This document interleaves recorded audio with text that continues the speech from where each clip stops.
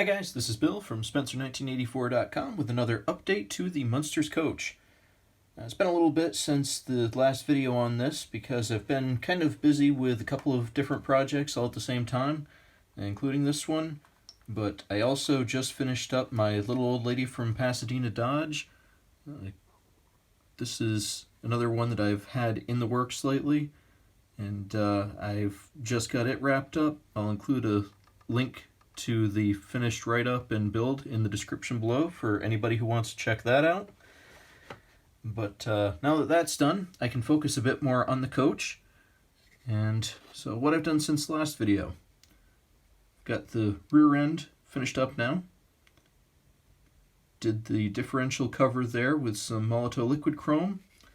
And did some scratch built hairpins there.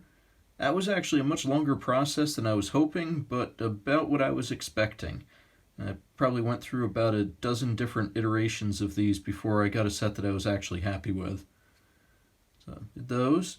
I got the front axle on. This is a parts box dropped axle with some, I believe these are Scale Equipment Limited brake drums and a scratch built spring, with the kit supplied wheels and some parts box tires. And that was re-chromed with aluminum tape and a bit more Molotov liquid chrome. You see it's got a pretty decent shine on it. I tried polishing this, which I don't usually do with the aluminum tape, but it worked out pretty well, so I'm going to have to keep that in mind for the future. Started work on the intake manifold there. That's a combination of the kit supplied runners and just a flat manifold that I had in my parts box. I sanded it flat the rest of the way and then glued those to it, so I've got a base for the carbs. What I'm going to use for those is I got these from Replicas and Miniatures Maryland. There's only 8 in here. I do have a second set, so I'll have all 10. But Norm does nice work. He's got a well-deserved reputation, and I think those will fit on there nicely. And then I'll just have to scratch build the funnels for him.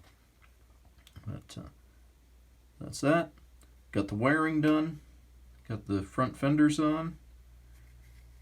And I drilled for the steering wheel. Not that you could see that, but I've got that drilled out.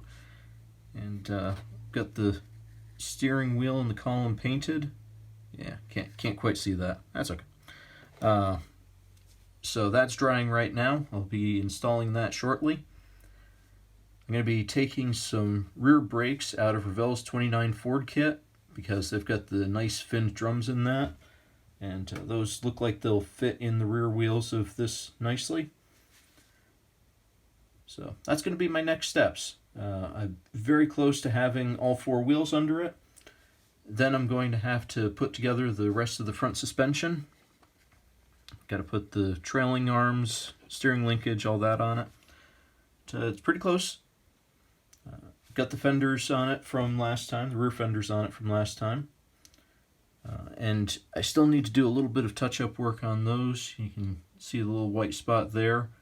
But I had planned on painting the mounts satin black, so they were a little bit different, didn't look like just a full continuation of the body. And painted the rear doors. Those are apple barrel caramel. I need to do a little bit of touch up right there over the door handle on both sides.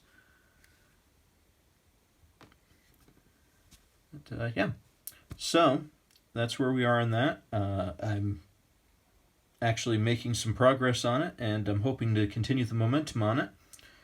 So I will have another update for this shortly. Check back then, and thanks for watching.